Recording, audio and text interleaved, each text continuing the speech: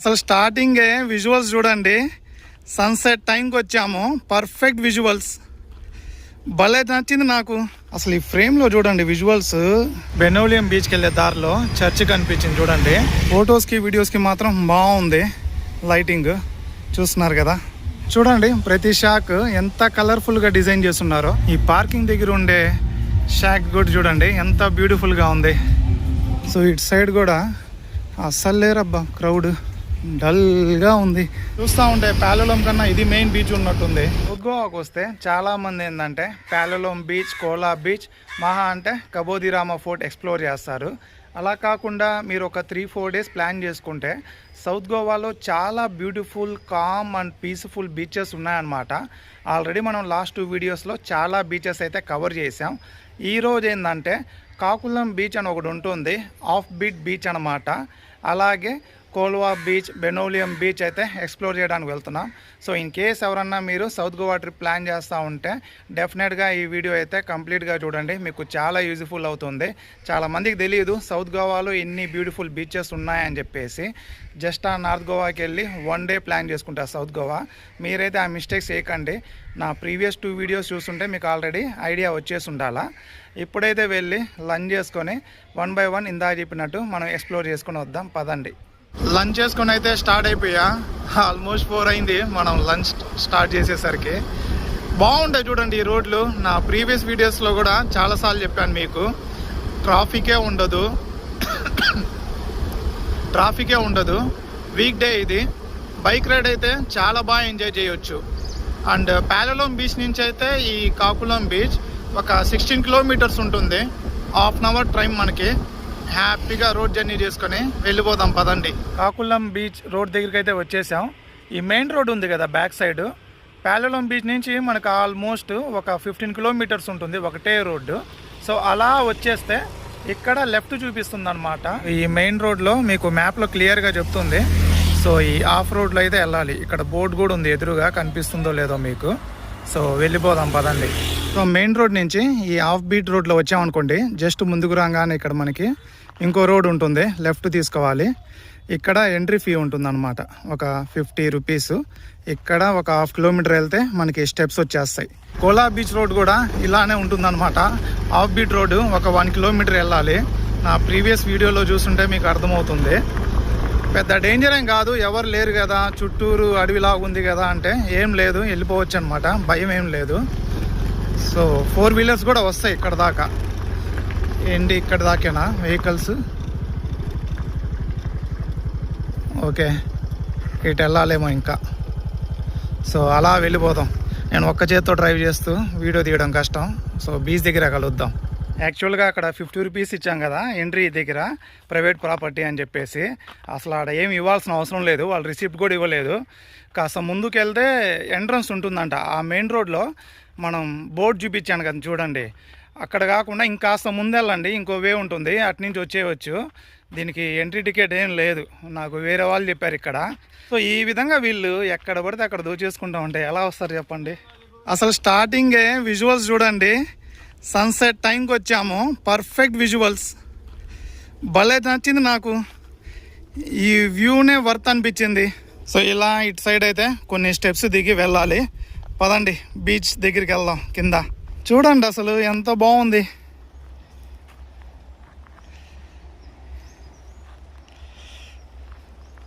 మీకు ఎలా అనిపించిందో కామెంట్ చేయండి. సేమ్ ఆ కోలా బీచ్, కబోదిరామా బీచ్ వీటిల్లాగే కిందకి దిగాలి స్టెప్స్. 3 కూడా ఒకటే లైన్లో ఉంటాయి మీకు. కాకపోతే కోలా, కబోదిరామా ఒకటే అనిపించినా ఇది మాత్రం కాస్త డిఫరెంట్గా ఉంటుంది. ఎలానో కిందకి వెళ్ళి చూద్దాం. చూడండి ఎంత బాగున్నాయి ఇక్కడ నుంచి విజువల్స్.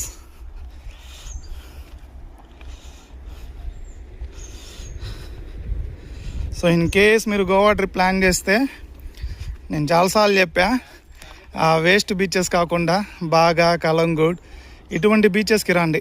సౌత్ గోవాలో మాత్రం ఉన్న ఏ రోజు కూడా రిగ్రెట్ అవ్వలేదు. నేను సెకండ్ టైం వచ్చినా కూడా అంతే ఎక్సైట్మెంట్, అంతే హ్యాపీనెస్ ఉంది. నేను చాలాసార్లు చెప్పాను, మళ్ళీ చెప్తున్నా, దయచేసి మీరు సౌత్ గోవా 1 డే 2 డేస్ ఇలా ప్లాన్ చేసుకోకండి, రిగ్రెట్ అవుతారు. ముఖ్యంగా ఫ్యామిలీస్ మీకే చెప్పేది, అట్లీస్ట్ ఒక 4 డేస్ అయితే ప్లాన్ చేసుకోండి. ఆల్మోస్ట్ వచ్చేసాం దగ్గరికి. పిల్లలతో రావచ్చు సేఫా అంటే హ్యాపీగా రావచ్చు. ఎక్కేటప్పుడు కాస్త మీరు ఎత్తుకోవాలి పిల్లల్ని, కష్టం కదా వాళ్ళు ఎక్కడానికి. ఇంకా మన ఛానల్ సబ్స్క్రైబ్ చేసుకోకుండా ఉంటే సబ్స్క్రైబ్ చేయండి. అండ్ ఇటువంటి బ్యూటిఫుల్ బీచెస్ చూపిస్తున్నందుకు కనీసం వీడియోని లైక్ చేయండి. మీరు లైక్ చేస్తేనే అనమాట ఎక్కువ మందికి రీచ్ అయ్యేది, లేకపోతే అంత ఎఫర్ట్స్ పెట్టినా కూడా వేస్ట్. భలే నచ్చింది నాకైతే విజువల్స్.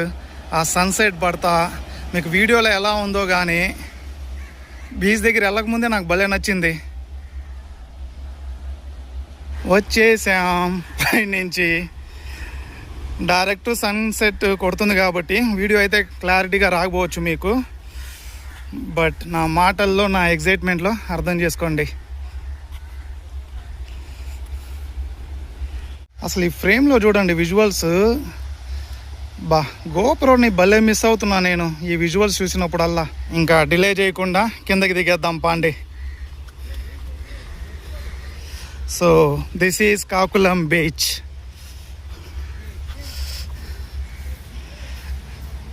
ఎలా అనిపించింది ఫస్ట్ ఇంప్రెషన్?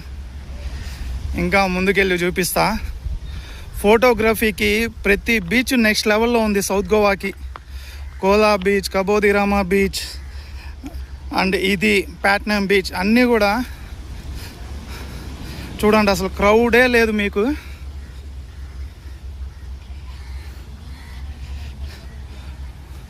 ఇంతే చిన్న బీచ్, ఎంత బాగుంది చూడండి. అటు సైడ్ వాటర్ ఎక్కువ వస్తా స్టోన్స్ మధ్యలో ఎంత బాగుంటుందో. వెళ్దాం పదండి. అసలు వాటర్ ఫ్లో చూడండి, చూడ్డానికి ముందే ఉంది కానీ చాలా లోతుందమ్మా అది. వర్షాకాలంలో ఇంకా నెక్స్ట్ లెవెల్ ఉంటుంది బీచ్. సో ఇప్పుడు కూడా బాగుంది కానీ మీకు రైనీ సీజన్లో మాన్సూన్లో బెస్ట్ టైం అనమాట ఎక్స్ప్లోర్ చేయడానికి. మీకు ముందు వాటర్ ఫాల్స్ కూడా ఉంటుంది, వెళ్ళి చూపిస్తా. సో ఎలా అనిపించిందో ఇంకా కామెంట్ చేయకపోతే కామెంట్ చేయండి. కోకోనట్ ట్రీస్ చూడండి అసలు ఎన్ని ఉన్నాయో, చాలా ఎక్కువ ఉన్నాయి. ఇక్కడ వాటర్ ఫ్లో కూడా బాగా గట్టిగా వస్తూ ఉంది. ఇక్కడ దాకా రావట్లేదు కానీ వాటర్ అక్కడ మాత్రం చాలా లోతు ఉన్నట్టుంది. ఇక్కడ స్విమ్ చేయడానికి కూడా లేదు, ఎందుకంటే మీకు ముందు కాస్త దూరమే కదా అనిపిస్తుంది కానీ చాలా లోతు ఉంది. అది మీకు వీడియోలో అర్థమవుతుందో లేదో. సో మీరు వచ్చినప్పుడు ఇటువంటి ప్రయోగాలు అయితే చేయకండి. ఇక్కడ మీకు సేఫ్టీ ప్రికాషన్స్ చెప్పడానికి కూడా ఎవరు ఉండరు. ఇవన్నీ మీరు తెలుసుకోవాలి, ఏ బీచ్ దగ్గర స్విమ్ చేయాలి చేయకూడదని. This is not for swimming. ఇక్కడే కదా అనిపిస్తుంది, చాలా లోతు అది. అటు సైడ్ అయితే ఉంటుంది వాటర్ ఫాల్స్. అఫ్ కోర్స్ ఈ డిసెంబర్ మంత్లో వాటర్ ఎక్స్పెక్ట్ చేయలేము, బట్ వెళ్ళి చూద్దాం అసలు ఎలా ఉంటుంది అక్కడ వ్యూ అని చెప్పేసి. సో దీని లోపల మీకు ఎదురుగా స్టోన్స్ కనిపిస్తున్నాయి కదా, అక్కడైతే మీరు మంచి రైనీ సీజన్లో వస్తే సెప్టెంబర్ ఆగస్ట్ ఆ టైంలో అప్పుడు వేరే బీచెస్ అన్నీ దరిద్రంగా ఉంటాయి, ఇది మాత్రం చాలా అందంగా ఉంటుంది.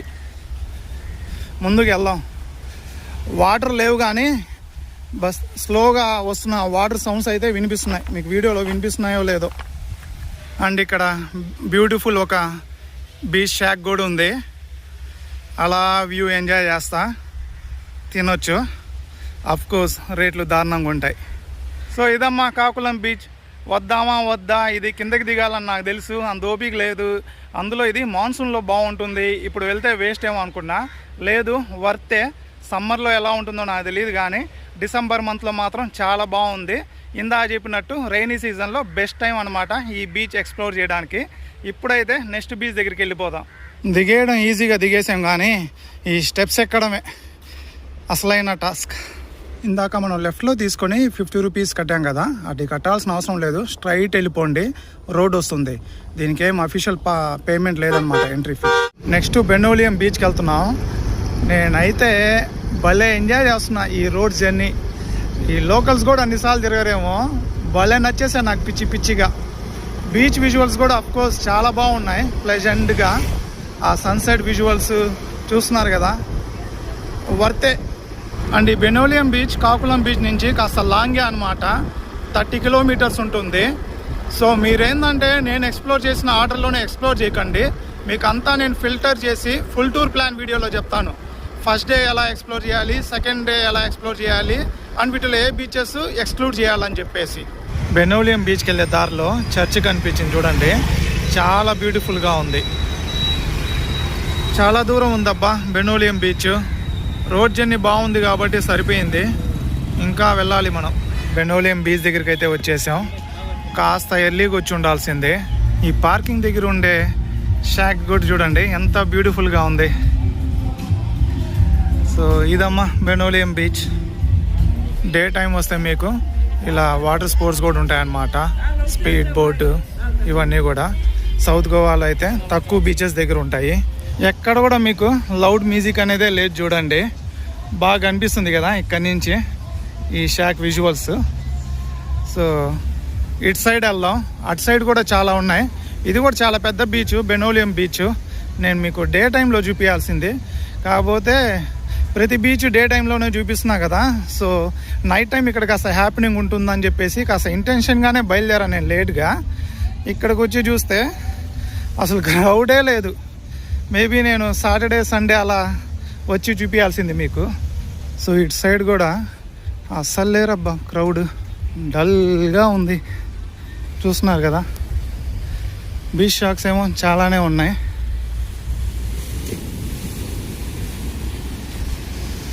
జనాలు బీచ్ సైడ్ కూడా లేరు చూడండి. చీకట్లో ఏం కనిపిస్తుందో మీకు బీచ్. సో పదండి, ఎలాగో వచ్చాం, ఇంకాస్త ముందుకెళ్ళి చూపిస్తా.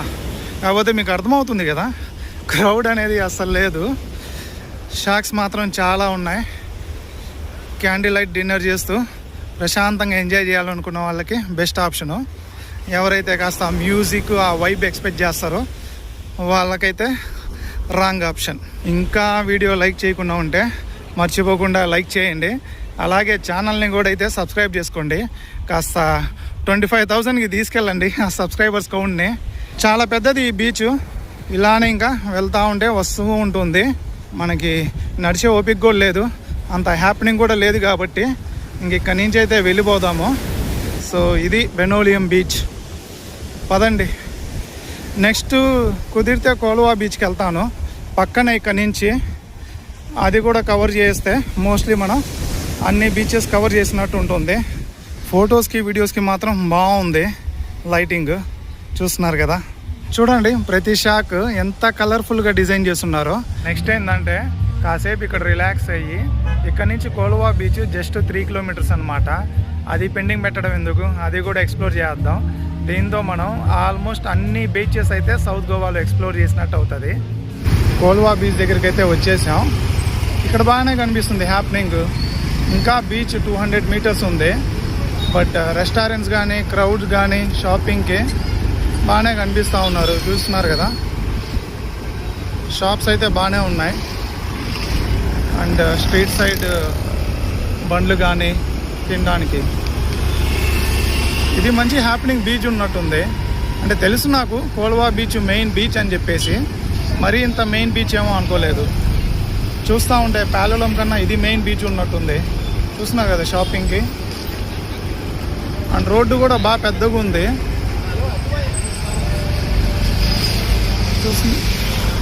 చూడండి చాలా ఉన్నాయి షాపింగ్ ఏరియా. అండ్ సందుల్లో కూడా వెళ్ళొచ్చు. రోడ్స్ కూడా చాలా పెద్దగా ఉన్నాయి. నాకు తెలిసి గోవాలో నేను చూసిన బీచెస్లో అన్ని బీచెస్ చూసాను నేను. ఇదే పెద్దగా ఉన్న పెద్ద రోడ్స్ ఉన్న బీచ్. నాకు తెలిసి ప్యాలలం కన్నా ఇదే మెయిన్ బీచ్ ఏమో. వీక్ డేసే ఈ మాత్రం హ్యాపెనింగ్ ఉందంటే. కాకపోతే లైట్స్ లేవు చూడండి. డిసెంబర్ మంత్లో అసలు ఈ విధంగా చూస్తూ ఉంటే ఆ వైబ్ అయితే లేదు చూడండి. సప్పగా ఉంది ఈ లైటింగ్ లేకపోవడం వల్ల. సో బీచ్ దగ్గర అయితే వచ్చేసాం. ఇంకా ఇక్కడ పార్క్ చేసి లోపలికి వెళ్ళాలి. బాగా పెద్దది ఉంది పార్కింగ్ ఏరియా అంతా కూడా. నాకు తెలిసి మీరు కూడా చూస్తుంటారు ఏ బీచ్ దగ్గర కూడా ఇంత పార్కింగ్ ఏరియా. మేరీ క్రిస్మస్ అని చెప్పి ఉంది కానీ లైటింగ్ లేదు. చెప్పా కదా డల్గా ఉంది. షాప్స్ అయితే మాత్రం చాలా ఉన్నాయి కోల్వా బీచ్ స్టార్టింగ్లోనే. ఇవన్నీ కాదు, అటు సైడ్ లాంగ్ వెళ్తే కూడా ఇందాక దారిలో కూడా చూపించా కదా, దానికంటే ముందు నుంచే ఉన్నాయి షాప్స్. అటు సైడ్ అంతా కూడా చాలా ఉన్నాయి. సో మనకు అంత ఓపిక లేదు ఇప్పుడు అవన్నీ చూపించడానికి. ఇట్టయితే బీచ్ లోపలికైతే వెళ్ళిపోదాం పదండి. ఎంట్రన్స్ ఇక్కడ బ్రిడ్జ్ లాగా ఉంది. ఇది నేను ఆల్రెడీ చూసా వీడియోస్లో. ఇక్కడ పర్లేదు, కాస్త క్రౌడ్ కనిపిస్తూ ఉన్నారు. అటు సైడ్ కూడా ఒక బ్రిడ్జ్ ఉంది.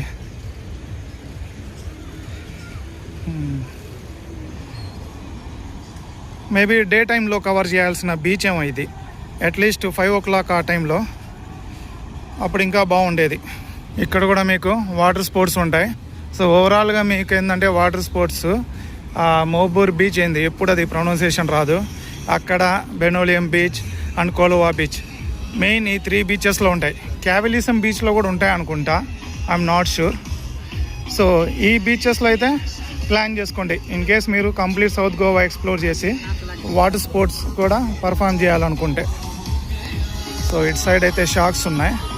కాకపోతే బెనోలియం బీచ్ అంత రిచ్గా అయితే కనిపించట్లా నాకు. అక్కడ బాగున్నాయి, క్రౌడ్ లేకపోయినా కూడా తక్కువ అన్నమాట. లైటింగ్ డెకరేషన్ అంతా బాగుంది. ఇటు సైడ్ అంత రిచ్గా లేదు చూడండి, కాస్త మాస్గానే ఉంది. ఇక్కడ బాగానే ఉన్నారు చూడండి క్రౌడ్. చీకట్లో కనిపించట్లేదు మీకు, బట్ అర్థమవుతుంది కదా క్రౌడ్ అయితే ఉందని చెప్పేసి. సో ఇవన్నీ కూడా క్యాండిల్ లైట్ డిన్నర్స్ టేబుల్స్ అనమాట. And back side beach shocks.